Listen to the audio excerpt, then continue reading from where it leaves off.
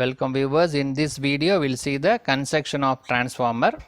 Subscribe the channel for more videos and notification. Soft copy of this material available in the drive. The link is given in the description box. Now we will go to the topic. So the construction of the transformer. The two basic parts of the transformer are core and winding. The iron core is there over which the winding, the copper coils are winded. Now first we will see the core of a transformer. What is meant by core? The core of transformer is a square or rectangular in shape. It may be rectangular or square.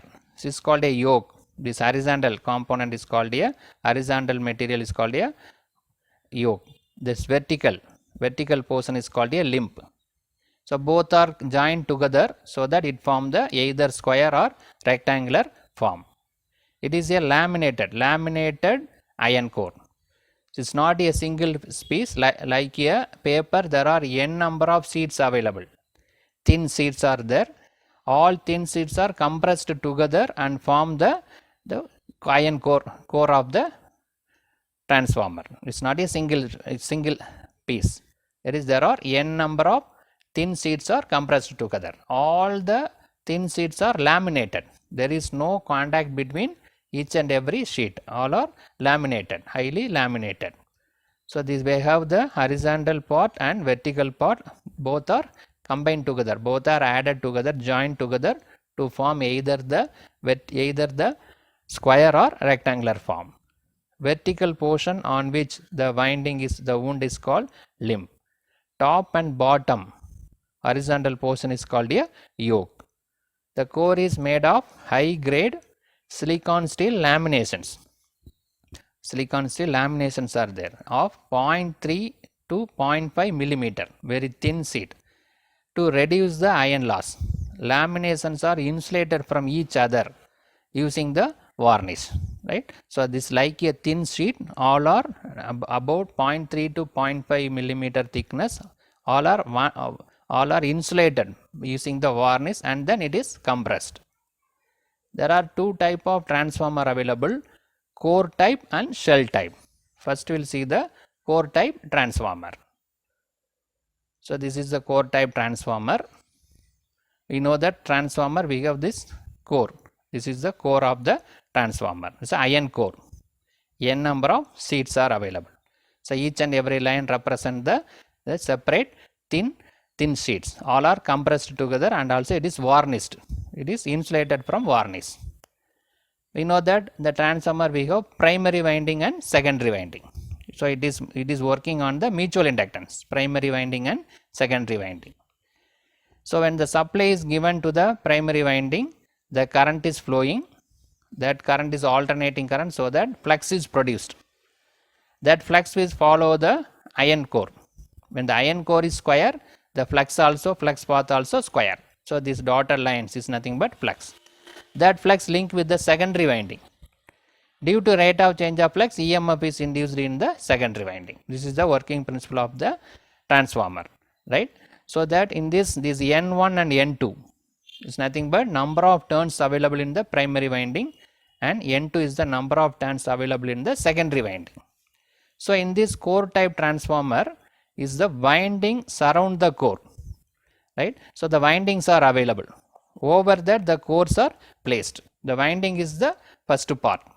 Over the winding the cores are one by one placed, because already we discussed vertical and horizontal cores are horizontal portion available that are joined together and place it. So we can easily remove the core. The winding is fixed available. Over the winding only the cores are placed. In another type it is reverse. Here the coils are available, both the coils. Over that the core is placed, so that it is called a winding surround the core.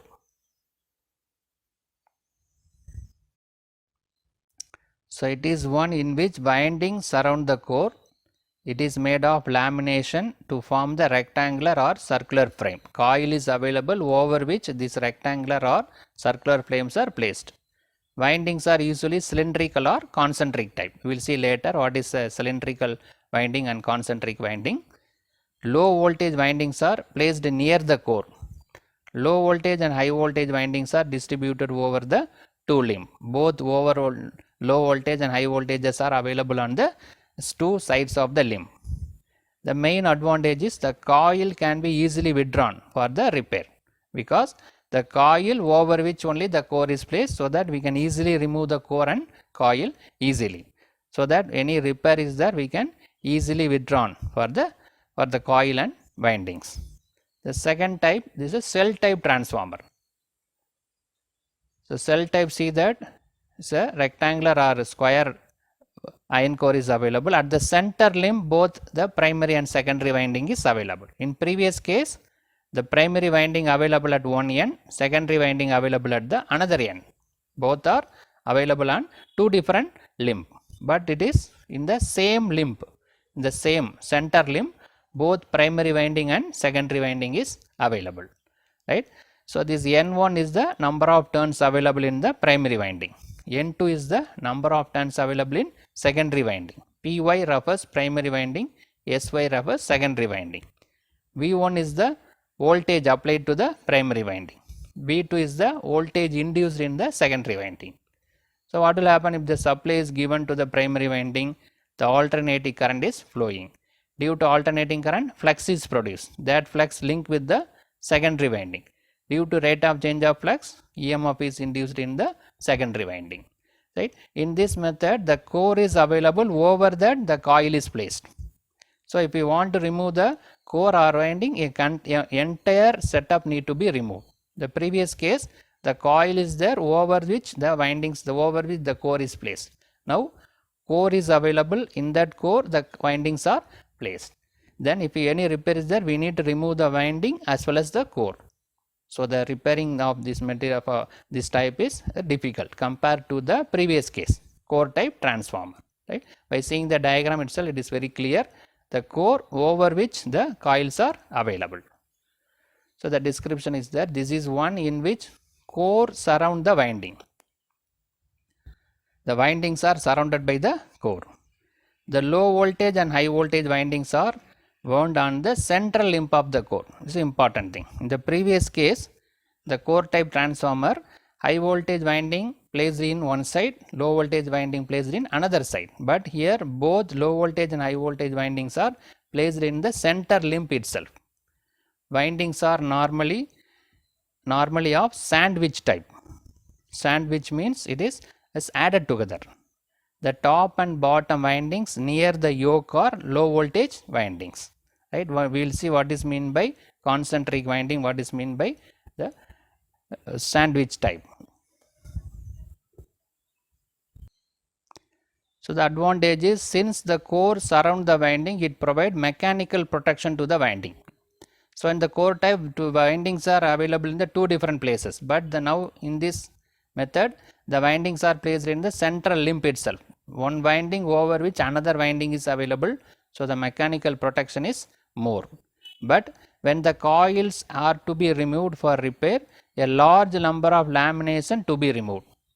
Right? If for any repair is there, we need to remove the lamination entirely. Then only we can go for a repair. Then we'll compare this core type and cell type. Winding surround the core in core type, but in cell type, core surrounding the winding. Windings are cylindrical type. Windings of sandwich type. We'll see what is the cylindrical or concentric, what is sandwich in the next topic. Suitable for high voltage transformer, because the two windings are available in two different places. Primary winding available at one end, secondary available at another end. There is no contact between primary and secondary winding. Only it is magnetically coupled, so that it is available, it is suitable for high voltage. But in cell type, over the winding another winding is placed, so that it is suitable for low voltage transformer. So because there may be a possibility of short circuit, so this type used only for the low voltage transformers. Now we'll see the winding types, concentric winding and the sandwich type. So this is the core available. So the low voltage is there, over which high voltage is available on both the side. Here also low voltage winding, over which high voltage windings are placed. This is called a concentric winding. Right? the low voltage over which high voltage, this side as well as that side. These windings are used for core type transformer, first type transformer. Each limb have group of coil having both primary and secondary turns concentrically winded. So that is called a concentric winding. The LV winding is placed next to the core and HV winding is on the outside. See this, the low voltage winding is placed on the core, over which outside high voltage winding is placed. Low voltage is placed inside, nearby the immediately to the core, over which the high voltage windings are placed, that is outside. Now we'll go to the sandwich type. So sandwich type, see this, at the center limb first the low voltage winding is available, after that high voltage winding is available, then low voltage, then high voltage, then low voltage. It is like sandwich, right? It is not overlapped. This is used for a cell type transformer. The shaded portions are low voltage winding. The normal portion is the high voltage winding. So low voltage and high voltage windings are sandwiched in this. Each winding is subdivided into section, right? Low voltage winding, here the 3 division available. High voltage also 3 division available. LB and HV subsection are alternatively put in the form of sandwich. Each high voltage section lies between the low voltage section, right? So in this we discuss about the construction of a transformer. Subscribe the channel for more videos and notification.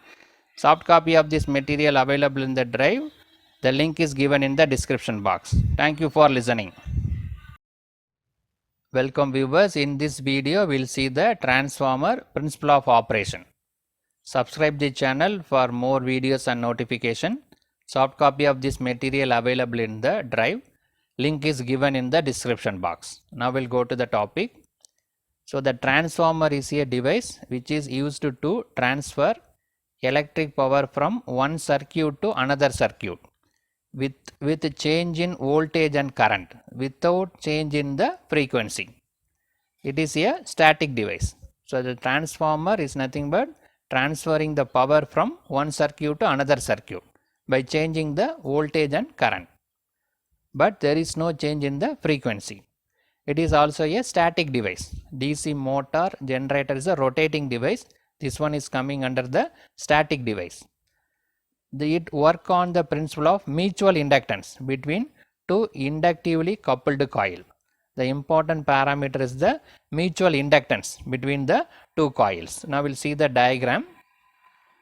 So here the iron core is available. The iron core is available. It is a laminated iron core. Thin sheet, like a paper, thin sheets are available. N number of sheets are compressed together. So these are all the thin sheets are compressed together, and also it is laminated. There is no contact between one and between the core. It's a fully laminated iron core, over which we have the coils are winded. There is 2 different windings available, primary winding and secondary winding. There is a mutual inductance happen between this primary and secondary winding. So this is the primary winding, this one secondary winding. This N1 and N2 is nothing but the number of turns available in primary winding. N1 is the number of turns available in the primary winding. N2 is the number of turns available in secondary winding. For the primary winding, the AC supply is given. For the secondary winding, the load is connected. There is no contact between primary and secondary winding. It is connected only through the mutual inductance. Right? Now we'll see that. So the AC supply is given to the primary winding. What will happen? The current, alternating current will flowing through the primary winding. Due to alternating current, the flux is produced in the primary winding. So that is nothing but these dotted lines. So due to the square iron core, the flux also flowing in a flows the shape of the iron core. It is flowing in a entire iron core. So this dotted line is nothing but the flux. So this flux link with the secondary winding. So due to the flux linking in the secondary winding, this is a rate of change of flux, because current, the voltage is alternating, so current also alternating, flux produced also alternating. Due to rate of change of flux, EMF is induced in the secondary winding, right? So So there is a mutually induced EMF will occur in the secondary winding. Supply AC supply is given, alternating current is flowing. Due to alternating current, alternating flux is produced. The flux is linked with the secondary winding. The flux linked with the secondary winding is rate of change of flux. Due to that, EMF is induced in the secondary winding. So there is a mutual inductance between primary and secondary winding. Now we will see the description. It consists of two windings. The coil to which the supply is given as a primary winding. The coil to which load is connected is called the secondary winding. Right? The load is connected, where we are connecting the load is the secondary winding. Where the supply is given is the primary winding. There is a mutual inductance between this primary winding and secondary winding. When supply is given to the primary winding, an alternating current flows in the primary winding, and the supply is given, due to the closed circuit, alternating current is flowing in the primary winding. So it produces alternating flux. Due to alternating current, alternating flux is produced, which links the secondary winding. That flux linked with the secondary winding through the iron core. It will flow through the iron core path and link with the secondary winding. Since the flux is alternating, according to Faraday's law of electromagnetic induction, an EMF is induced, developed in the secondary winding. The flux linked with the secondary winding is alternating in nature. So due to rate of change of flux, the EMF is induced in the secondary winding based on the Faraday's law of electromagnetic induction. So this is the basic principle of the transformer. Subscribe the channel for more videos and notification. Soft copy of this material available in the drive. The link is given in the description box. Thank you for listening. Welcome viewers. In this video, we will see the theory of ideal transformer. Subscribe the channel for more videos and notification. Soft copy of this material available in the drive. Link is given in the description box. Now we will go to the topic. An ideal transformer is one which has no losses, lossless. We are not considering the loss. In which the primary and secondary winding resistance is negligible. We are considering only pure inductance. Resistance of the inductance is negligible. Leakage flux and leakage inductance also negligible. We are neglecting the leakage flux and leakage inductance. Consider the ideal transformer whose secondary is open and primary is connected to the sinusoidal voltage V1. So consider this diagram. So the core of the transformer is iron core. It's a primary winding. This one secondary winding. The secondary winding is kept open. The primary winding, the supply voltage is given. AC voltage is given to the primary winding. When the supply is given to the primary winding, the current I1 will flowing through the primary winding. Even the secondary is open, only small amount of current is flowing, that is called a magnetizing current. Magnetizing current is flowing through the primary winding. Due to rate of change of this current, flux is produced in the primary coil. That flux is flowing in this path. This dotted line is nothing but a flux path. This flux pi. It is flowing through the core. When the core is in a square form, the flux also in a square form. This flux will link with the secondary winding. Due to rate of change of flux, EMF is induced in the secondary winding. Similarly, EMF also induced in the primary winding. The V2 is the voltage available at the terminal outside of the secondary winding. So the supply voltage is given, current is flowing, very little bit amount of current because of secondary is open. That current is nothing but a magnetizing current. Due to the rate of change of current, flux is produced, EMF is induced in the primary winding. That flux linked with the secondary winding.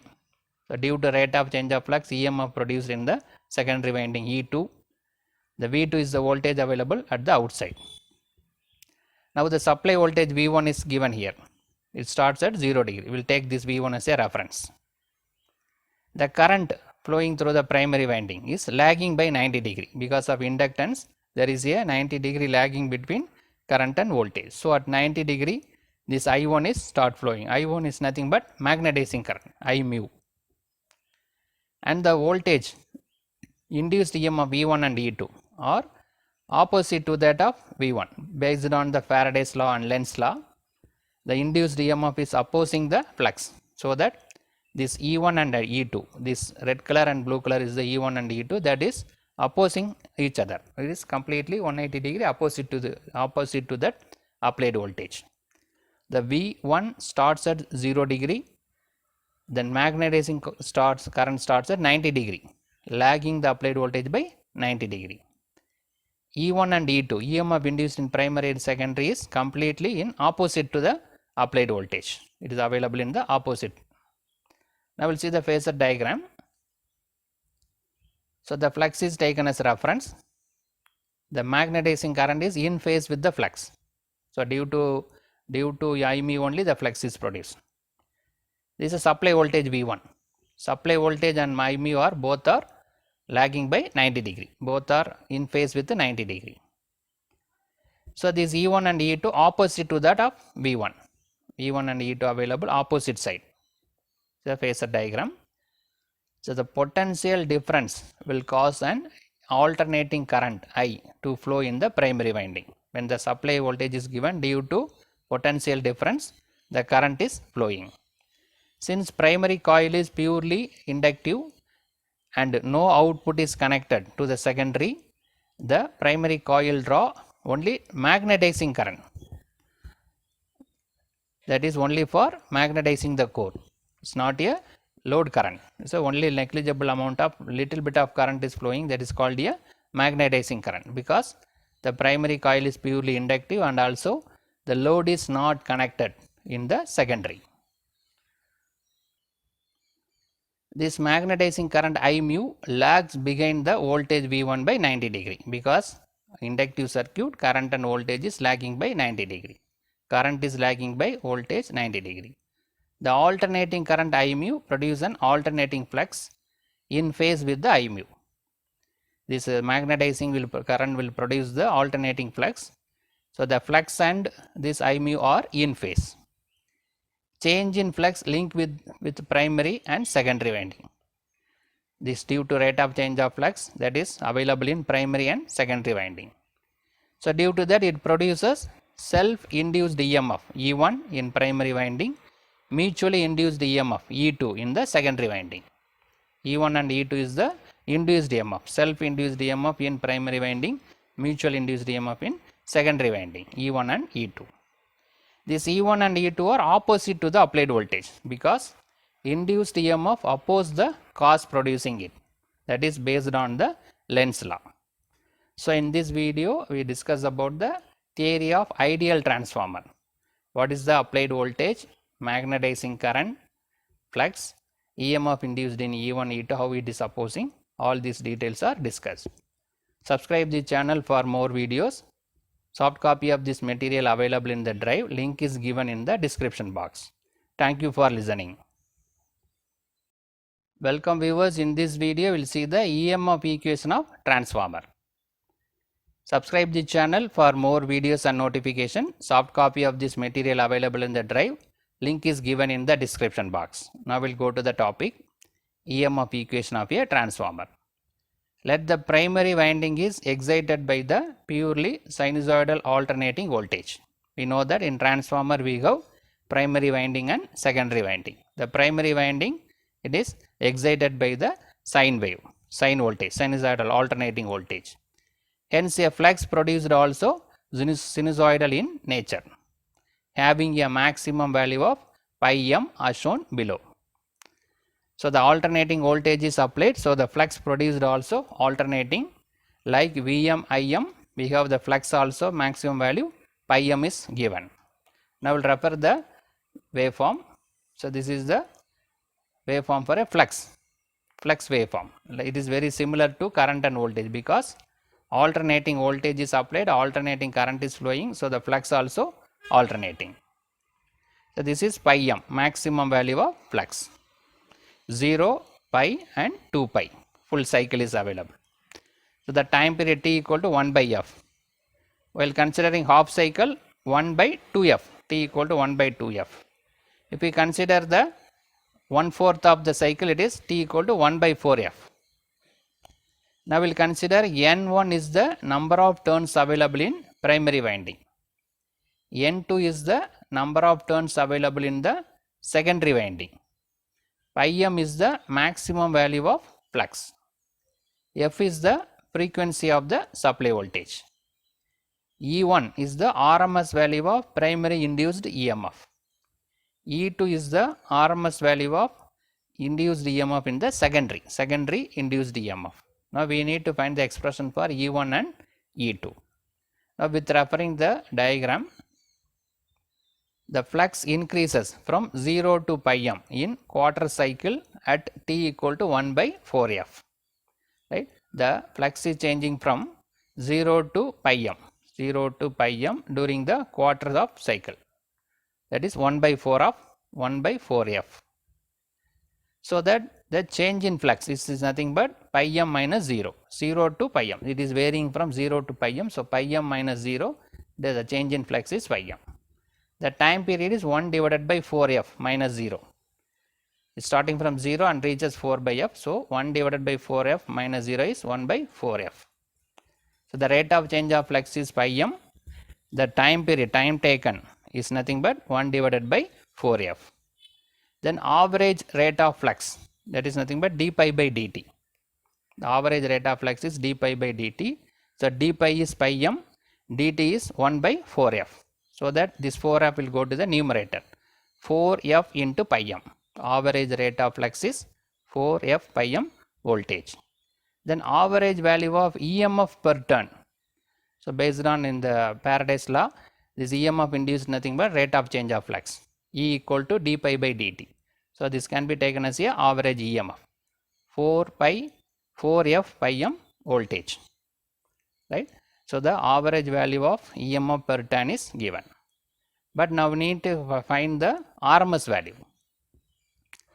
As flux is sinusoidal, EMF induced also sinusoidal. So that we need to refer this form factor equal to RMS value by average value.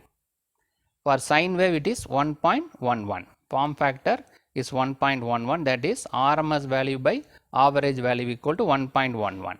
Here the average value is available, but we need to find RMS value. So that RMS value is nothing but 1.11 into this, you multiply this average value. RMS value equal to 1.11 into average value. RMS equal to 1.11 into average value. So that if N1 is the number of turns in the primary winding and E1 is the EMF induced in the primary winding, then RMS value of EMF induced in the primary is nothing but 1.11 into average value. Average value we already calculated, pi into F into pi N1. This already 4 is there, here 1.11 is there. So 4.44 F pi m N1 voltage. Right? This N1 represents the primary winding. Similarly, if N2 is the number of turns in the secondary winding and the EMF induced is E2, then EMF induced in the secondary is given as RMS value of EMF induced in the secondary is E2 equal to 4.454 F pi m N2 voltage. Right? So here 1.11 is there, average value is there. Average value we already calculated 4 into F into pi m. So 4 into 1.1 become 4.4. N1 means E1, that is primary induced EMF. N2 means E2, that is secondary induced EMF. So from these two equations we will take this equation 1 and equation 2. E1 4.44 F pi m into N1 equation 1.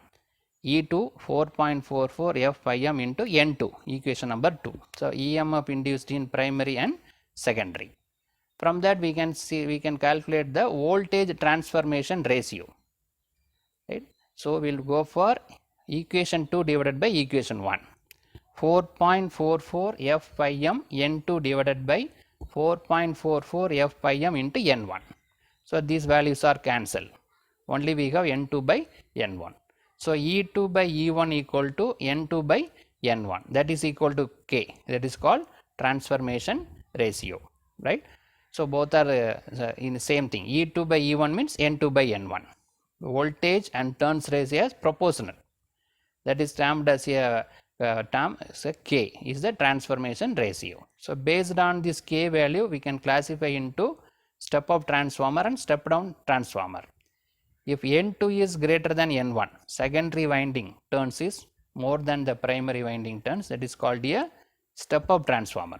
So in that case K is greater than 1 because N2 is more, N1 is less, so that automatically the transformation ratio is greater than 1.